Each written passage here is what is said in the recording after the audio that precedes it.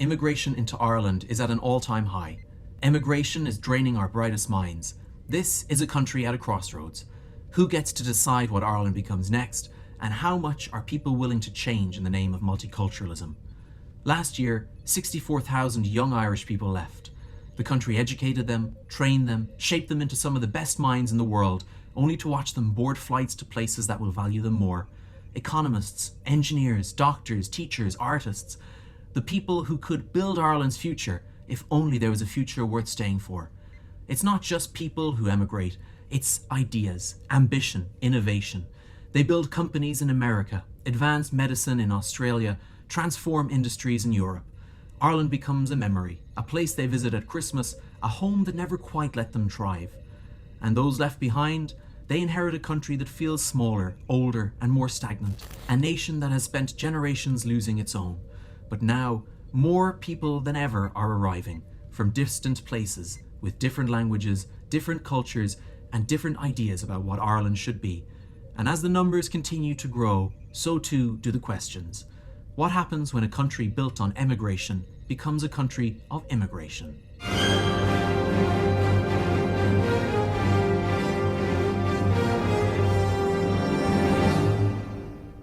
In more recent decades, Ireland isn't just a place people leave, it's a destination. A small island that spent generations sending its sons and daughters abroad is now absorbing new faces, new languages, new cultures. Some Irish people embrace this change, while others resist it. And beneath it all, there's an unspoken fear. Who's here to build, and who is here merely to take? When looking at immigration today, we're reminded that we ourselves are a nation of emigrants, a diaspora spreading from America to Australia. The famine was the tragedy that started the slow bleed, and it's one that's never stopped. Before the blight, Ireland's population was soaring, nearing 9 million. A nation bursting with life, with farms and families stretching across the countryside. But then the potato failed, and in any other country that would have been a crisis, but in Ireland it became a catastrophe. Because the blight wasn't exclusive to Ireland. Crops failed in Scotland, in Belgium, in Germany, but there were no famines there, no mass graves, no exodus of starving families onto coffin ships.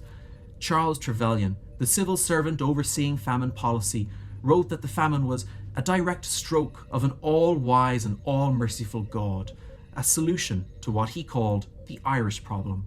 Many British MPs agreed. It was allowed to run its course with devastating precision, a slow genocide through neglect and intent. And they succeeded. 1 million dead, another million forced onto ships, scattering Ireland across the world. Had the famine never ever happened, Ireland would have a population of above 10 million today. Cork could be a city of over 1 million, with a sprawling railway network still intact, connecting a country that never hollowed itself out. But that's not what happened. Immigration isn't just about survival anymore. It's about ambition. The best and brightest leave, not because they have to, but because Ireland doesn't really give them a reason to stay. The young doctor who wants a fairer salary, the engineer who can't find a mortgage, the artist who watches rent prices swallow up his entire paycheck. They take their degrees, their drive, their ideas, and they go where they're valued. Ireland is a training ground for workers who build other nations. And while they build futures abroad, Ireland creaks under the weight of who's left behind. That's the real cost of brain drain. It doesn't just rob us of talent, it hollows out the very institutions that are supposed to shape the country's future. Look around. Do we have world-class public services? Do our cities feel well planned? Is the infrastructure built to last? Or does it all feel a bit lethargic, like it's barely holding together, stuck in a cycle of short-term fixes and wasted potential? Because when a country systematically loses its best minds, the consequences compound over generations. The people now in positions of power, running departments, shaping policy, making strategic decisions, are often not the best people in their field. The best people are in Toronto, in Berlin, in Melbourne. They're leading research, designing sustainable cities, running billion-euro companies, just not here. And so Ireland drifts. Badly executed projects, poorly planned cities, mismanaged public services. None of it says world class. It says just about staying afloat. A country that was once defined by resilience is now defined by inefficiency, because the people who could change things, the ones who should be fixing it, are gone. The diaspora still watches the football, they still come back for Christmas, they still hold on to an Ireland that exists more in memory than in reality. The truth is, immigration to Ireland isn't a mirror image of our own emigration. When Irish people leave, they carry with them a world-class education, skills, and a vision of a successful future. They arrive in foreign lands prepared to build, to lead, to run companies, and to shape industries. But those arriving here do not, by and large, come with the same toolbox of knowledge and skills. They come in search of opportunity, and often they come fleeing persecution, conflict, and dire conditions that leave them little choice but to escape. It feels like a one-way revolving door. Irish out, new cultures in. But when Irish people leave, they take with them more than just their talents. They take with them a vision of what the country ought to be.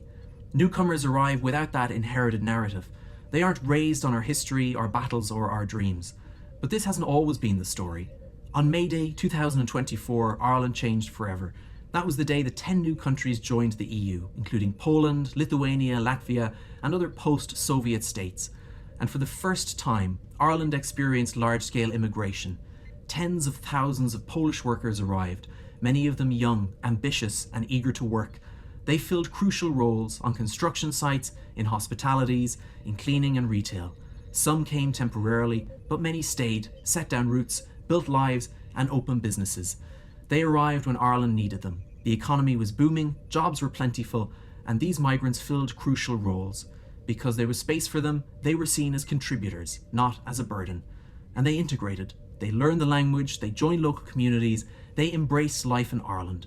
Polish shops appeared, Catholic churches swelled with new parishioners, and a shared European culture eased the transition. There were frictions, of course, but there always are. But there was also something more important, a clear economic role. These migrants arrived in a booming Ireland that needed workers, and so they weren't seen as a burden, they were seen as contributors. More recently, another major immigrant group has arrived, the Brazilians. Unlike other groups, Brazilians seem to integrate almost effortlessly with Irish culture. Maybe it's the Catholic connection, maybe it's the shared love of music, pubs and festivals, or maybe it's something deeper, a warmth and openness that, in a way, has even softened Irish people. Walk into certain parts of Dublin or Limerick today and you'll find Brazilian restaurants, samba nights, and a community that feels woven into Irish life rather than separate from it. This raises a question. Why has some immigration worked and others felt like an upheaval? The answer is simple: context. The Polish and Brazilians came gradually. They came at a time when Ireland was thriving, when the economy could absorb them and when the infrastructure could support them. But more recent waves of migrants have arrived in a time of crisis.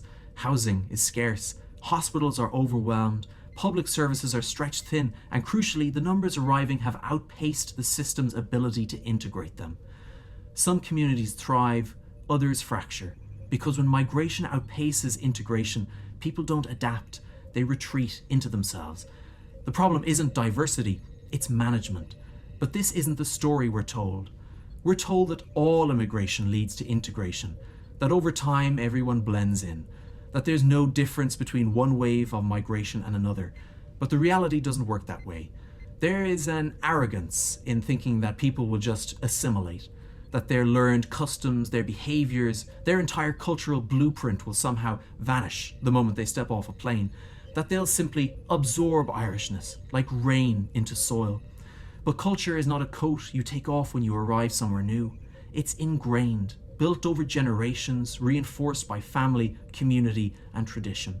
Expecting people to abandon that or even seamlessly adapt is not just naive, it's near impossible. Yet this is the story we're told, that multiculturalism is an automatic process, that in time everyone will just blend in. But reality doesn't work that way. Culture isn't something that disappears, it's something that competes. And when change happens too quickly, people don't adapt, they retreat. We see this all over the world. Look at Paris, look at England, Sweden. When immigration outpaces integration, parallel societies emerge. Communities that live beside each other, not with each other. Some people embrace that, calling it diversity. Others see it as division. But whatever way you look at it, it's not assimilation. And yet in Ireland, a country that never had to deal with large-scale immigration until recently, we were told that somehow things would be different here. that with enough time, everything would work itself out. That because we were immigrants once, we would understand. But understanding doesn't create strategy, and as usual, there was no plan. This was an upheaval, and it didn't take a genius to predict what would follow. Resentment. A feeling that Ireland was slipping away, not through war or famine, but through neglect. No clear plan, no honest conversations, and no effort to maintain balance between welcoming newcomers and protecting the integrity of communities. Just a state that kept pushing forward blindly, ignoring the growing tension. Ireland finds itself at a dangerous crossroads. In places like Killarney, once the jewel of Ireland, people talk about change. The streets feel different. The mood has shifted. Once familiar places now carry an edge of uncertainty. Some say women feel less at ease walking home at night, that groups linger where they didn't before. Maybe it's perception, maybe it's reality, but perception left unaddressed becomes reality. And when people feel unheard, they turn to whoever will listen. And this is how extremism takes root. Not because a person is inherently hateful, but because they're desperate. Because people feel like they have no other option.